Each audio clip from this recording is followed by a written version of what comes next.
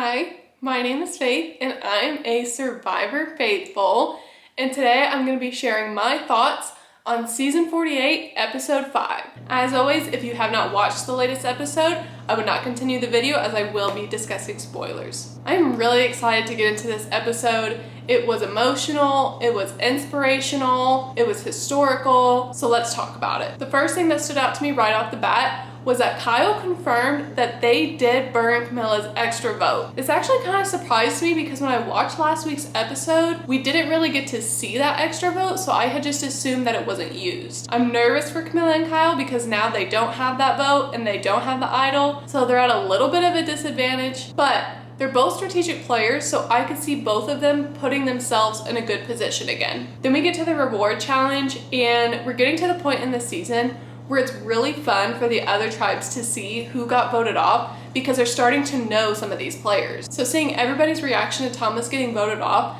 especially Bianca, was pretty crazy. Then towards the end of the challenge, we see that Mary and Say, again, not even being on the same tribe anymore, are kind of butting heads. And what I think is interesting about this is that Say's own tribe didn't really have her back in the situation. In my opinion, you can tell that the original tribe that Say was on, a lot of them just kind of let her be how she was, didn't really let anything that she said or did get to them. But this tribe that she's on now is not putting up with it, and I feel like she's really rubbing them the wrong way. Seeing Say's gameplay, I don't think it's going to change anytime soon, but it could come to bite her in the butt. Then we see the tribe win the reward challenge. They go to the sanctuary for the first time this season, and it was cracking me up that they were playing emotional music while David was drinking a glass of milk. I'm like, what is this? Then they show us a little bit behind the scenes of the Fula tribe as they also won second place in the reward challenge. This was such a good moment in the episode. It was something that really touched me. I love seeing those players share their background, their history, talking about some of their experiences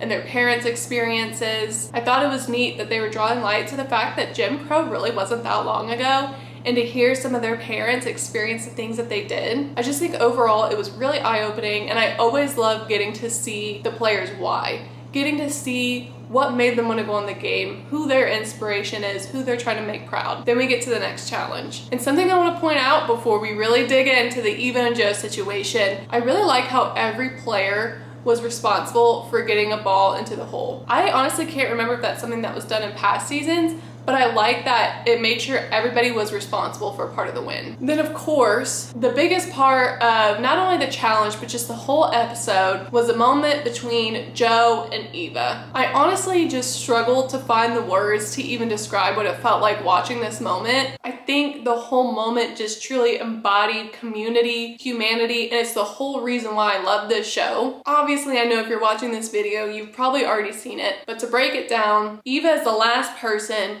who has to try and get the ball in the slot. And she's feeling the pressure, knowing that it's between her and the other person from another tribe that needs to win to seal the immunity. And you can see that every moment that she misses, she just starts to get more and more upset inside. Before we even got to the moment with Joe, I think it was Mary who did this, but I really appreciate how they were telling her, say out loud, I can do this. I thought that was really powerful, and they did that without even knowing that she had autism at this point, which I think says a lot. Then Eva completes the challenge, she wins, she seals the immunity, and it's that moment that she just kind of crashes. You see her emotionally break down, and you see Joe on another tribe, and he's just looking. And he was looking the whole time that she was doing that challenge. And finally Jeff says, Joe, do you want to go give her a hug? Joe runs over to Eva, and he calms her down out of almost what seems like a panic attack. And then of course, Jeff asks Eva to kind of explain, what did you just experience? What are you going through? And she shares that she's autistic, and she shares a little bit about her past and how they told her that she would never be able to do the things that she's doing.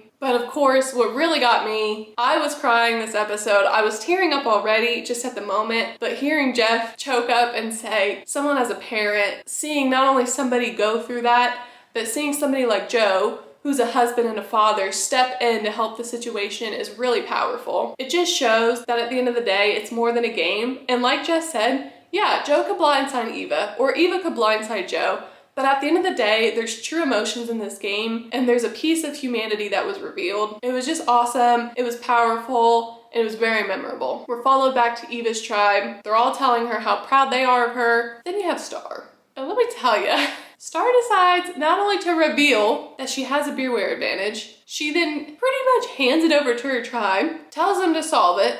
Eva solves it. I would say another great, powerful moment with Eva, but Star decides to just let Eva keep the idol, which is crazy. I will say it's hard because you just watch somebody solve your idol and it's in their hand. And I know it's just kind of awkward, but she was just like, you keep it. I just really hope that doesn't come back to haunt Star, because if she didn't keep it for herself and she gets sent home, that's gonna be hard. To wrap up the episode, we go to the tribe that's lost. Bianca's in one of the craziest situations because she is the middle vote. It's 2 and 2. She's in the middle vote, but doesn't have a vote. So she's contemplating, and she says, I can just not tell anybody that I don't have a vote and just let the two vote against each other, re-vote, and go from there. Or I can decide to tell somebody and hope it works in my favor that we can vote somebody off. And she decides to tell Cedric. And I will say, I was panicked because I was like, can you ever really trust somebody? But I do remember thinking in the back of my head, I guess if she would have confided in anybody on the tribe, in my head, I was like, Cedric would be someone I feel like you could trust. But boy, was I wrong. I was shocked when Cedric betrayed Bianca and she got sent home. I'm assuming it was Cedric who told Chrissy because the two of them voted for Bianca. Mitch voted for Say, and at this point, I don't even remember who Say voted for. But I will say, Say's reaction as she looked around like,